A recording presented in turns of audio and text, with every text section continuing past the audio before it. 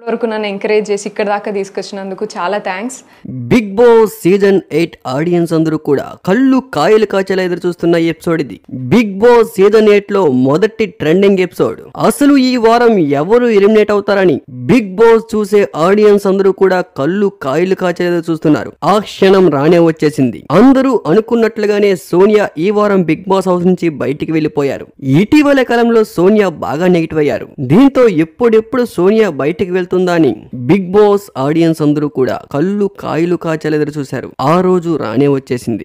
సోనియా బయటికి వెళ్లడం గల కారణం ఓన్లీ నెగిటివిటీ. సోనియా బయటికి వెళ్లడం బిగ్ బాస్ కూడా ఇష్టం లేదు. కానీ విపరీతమైన నెగిటివిటీ ఏర్పడడంతో ఈ వారం ఖచ్చితంగా సోనియాని బయటికి పంపించాల్సిన పరిస్థితి వచ్చింది. అయితే ఇప్పుడు హౌస్ లో ఉన్న కంటెస్టెంట్స్ అందరిలో కూడా one of the weak contestant Aditya Om. టాస్కుల పరంగా ఆదిత్య ఓం వీక్ కంటెస్టెంట్. కానీ ఆయన అమాయకత్వంతో అందరినీ ఆకట్టుకున్నారు. ఈ వారం బిగ్ బాస్ హౌస్ నుంచి సోనియా బయటికి వెళ్లకుండా ఉంటే ఖచ్చితంగా ఆదిత్య ఓం ఈ వారం బయటికి వెళ్లిపోయేవారు. కానీ సోనియాపై ఉన్న నెగిటివిటీ వల్ల ఈ వారం ఆదిత్య ఓం సేవ్ అయిపోయారు. బిగ్ బాస్ లో ఉన్న కంటెస్టెంట్స్ అందరూ కూడా మంచి కంటెంట్ ఇస్తూ ఉన్నారు. కానీ ఆదిత్య ఓం నుంచి పెద్దగా కంటెంట్ రావట్లేదు. కానీ సోనియా నుంచి నెగిటివ్ ఆర్ పాజిటివ్ ఏదో ఒక కంటెంట్ వస్తూ ఉంది. అయితే ఈ వారం సోనియా బయటికి వెళ్లిన తర్వాత కరెక్ట్ గా 4 వారాలు గ్యాప్ ఇచ్చి మళ్ళీ అప్పట్లో రితిక రీ ఎంట్రీ ఎలా ఇచ్చారో సోనియా కూడా సేమ్ అలానే రీ ఎంట్రీ ఇవ్వబోతున్నారు. అది బహుశా 8th or 9th వీక్ లో మళ్ళీ రీ ఎంట్రీ ఉండదు. అయితే బిగ్ బాస్ హౌస్ నుంచి బయటకు వచ్చిన సోనియా ఆమెపై ఉన్న నెగిటివిటీ చూసి ఒక్కసారిగా షాక్ అయ్యారు. అయితే బిగ్ బాస్ టీం నుంచి ఉన్న ఇన్ఫర్మేషన్ ఏంటంటే